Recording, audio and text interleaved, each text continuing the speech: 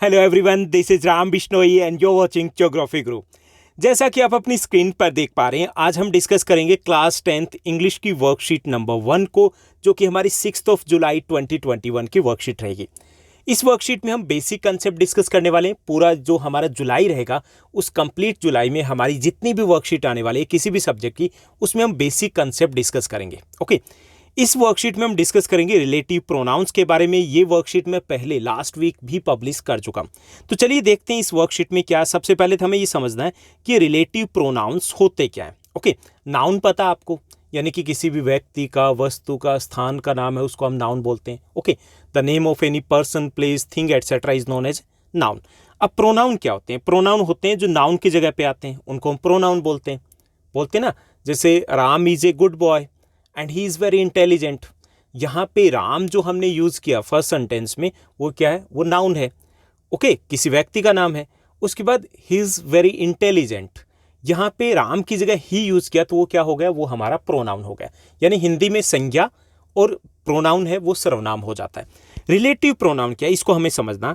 A relative pronoun is a type of pronoun. Relative pronoun है, एक pronoun ही है that often introduces dependent और relative clauses in the sentences. यानी कि जो डिपेंडेंट या रिलेटिव क्लॉजेज है उसको वो इंट्रोड्यूस करता है, यानी कि उसके बारे में और इंफॉर्मेशन देता है। Okay, they also can stand alone as the subject और ऑब्जेक्ट ऑफ ए सेंटेंस।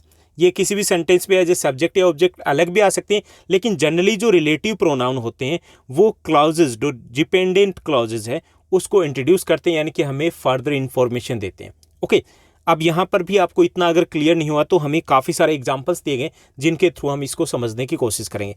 जैसे यहाँ पे हु दिया गया, यानी कि जितने भी हमारे WH फैमिली है जिनसे हम क्वेश्चन पूछते हैं। ओके, जो हमारे क्वेश्चन वर्ड है, तो WH फैमिली है, वो अगर क्वेश्चन वर्ड के तौर पर यूज़ नहीं होते, सेंटेंस में यूज हो रहे हैं, बीच में यूज हो रहे हैं, तब वो रिलेटिव प्रोनाउन के तौर पर यूज होते हैं। यहाँ पे देखिए हु जो पहला हमारा रिलेटिव प्रोनाउन है, it relates to the people, subject के तौर पर, यानी कि जब सब्जेक्ट के तौर पर लोग हो तो उनसे रिलेटेड इंफॉर्मेशन देता है हमें। ओके, हु यानी कि कौन। जैसे यहाँ पे एग्जांपल दिया गया, the musician who wrote that song is French. The musician who wrote that song is a French. Okay, तो यहाँ पे म्यूजिशियन के बारे में बताया गया, उसके बाद में क्या एक्स्ट्रा इन्फॉर्मेशन दी गई है, फर्दर इन्फॉर्मेशन दी गई है। ओके, कि कौन सा musician, who wrote the song is French, कि जिसने ये सॉन्ग लिखा है वो फ्रेंच है। तो यहाँ पर जो हु का यूज हुआ वो क्वेश्चन वर्ड के तौर पे यूज नहीं हुआ ना, ये क्या करा है? ये रिलेटिव प्रोनाउन के तौर पे यूज हुआ है, क्योंकि ये डिपेंडेंट जो सेंटेंस है उसको इंट्रोड्यूस करा है, यानी कि बाकी डिटेल है, फर्दर डिटेल है, वो दी जा रही है यहाँ पर। ऐसे ही whom, whom relates to the people, object से रिलेटेड होता है। The man whom you met on Saturday is coming to dinner, कि जिस व्यक्ति से, जिससे, ओके, जिससे, किस व्यक्ति से, जिससे हम सैटरडे को मिले थे, वो डिनर के लिए आ रहा है, कमिंग टू डिनर। तो यहाँ पर वॉर्म भी क्वेश्चन वर्ड है, लेकिन as a question word use नहीं हुआ है, यहाँ पे ये रिलेटिव प्रोनाउन के तौर पे यूज हुआ है। इसके बाद हमें फर्दर इन्फॉर्मेशन दी गई, द मेन, कौन सा मेन, जिसे हम सैटरडे को मिले थे, वो डिनर पर आ रहा है। ओके, उसके बाद विच, ये भी रिलेटिव प्रोनाउन है, रिलेट्स टू द एनिमल और ऑब्जेक्ट के साथ यूज करते हैं हम। Okay, this is the cake which Mary made, ये वही केक है जिसको मैरी ने बनाया है, जिसको। ओके, विच, जिसको आमतौर पे हम कौन से रिलेटेड यूज करते हैं इसको एज ए क्वेश्चन वर्ड। उसके बाद नेक्स्ट दिया गया why, refers to reason, reason के लिए हम वाई का यूज करते हैं ना, क्यों।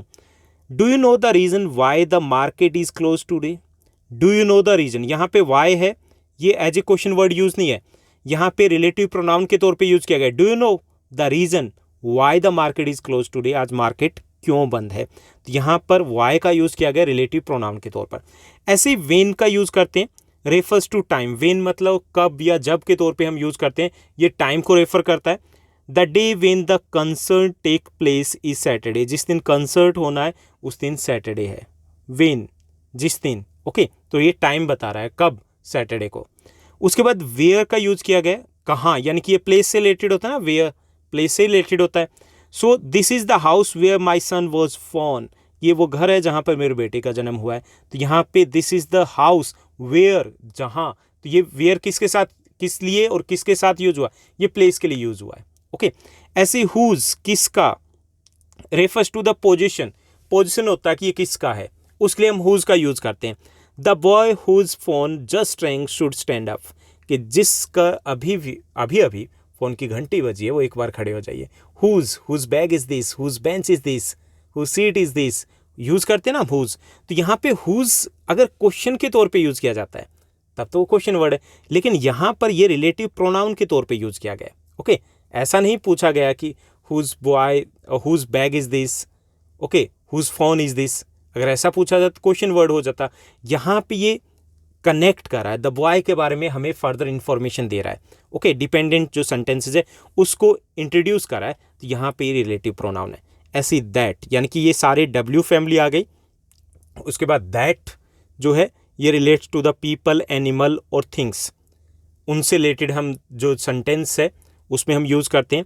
The pants that I bought yesterday are already stand.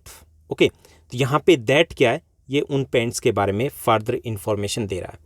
तो ये हो गए हमारे रिलेटिव प्रोनाउन। इजीली आप फाइंड आउट कर पाओगे कि क्वेश्चन वर्ड है लेकिन as a question word use नहीं हो रहे, बल्कि ये जो डिपेंडेंट सेंटेंस है उसको कनेक्ट करें, उसके बारे में ज़्यादा इंफॉर्मेशन दे रहे हैं, तो वहाँ पे ये रिलेटिव प्रोनाउन होंगे। इसको थोड़ा और समझते हैं। हमें एक्सरसाइज दिए गए हमारे एनसीईआरटी इंग्लिश के कुछ चैप्टर्स के ही सेंटेंसेस दिए गए। तो यहाँ पे पहला सेंटेंस जो दिया गया उसको देखिए। पहला सेंटेंस दिया गया, लेंचो इज ए फार्मर, टेस राइट्स लेटर टू गोड। यहाँ पे ऑप्शन दिए गए हु, विच, वोम। तो यहाँ पे क्या आएगा, हु आएगा, who writes a letter to God. कि लेंचो एक फार्मर है जिसने क्या लिखा, जिसने लेटर टू गॉड लिखा। ओके, तो यहाँ पे हु रहेगा, हमारा फर्स्ट आंसर रहेगा। सेकंड है the farmer wrote the letter, days his crops were ruined. Farmer ने लेटर लिखा, कब लिखा, जब उसकी फसलें बर्बाद हो गई। तो कब लिखा, यहाँ पे वेयर तो नहीं आ सकता ना, प्लेस से रिलेटेड नहीं है। वाई भी नहीं आ सकता, क्यों लिखा ये भी नहीं आ सकता, क्यों हिज ऐसा नहीं हो सकता ना, यहाँ पे वाई हिज क्रॉप्स वर रुइन्ड। उसने तब लिखा जब उसकी फसलें बर्बाद हो गई, तो यहाँ पे वेन आएगा। ओके, तो यहाँ पे आएगा the farmer wrote the letter when his crops were ruined, जब उसकी क्रॉप्स है वो बर्बाद हो गई थी, जब। ओके, तो यहाँ पे हमारा रहेगा बी, वेन।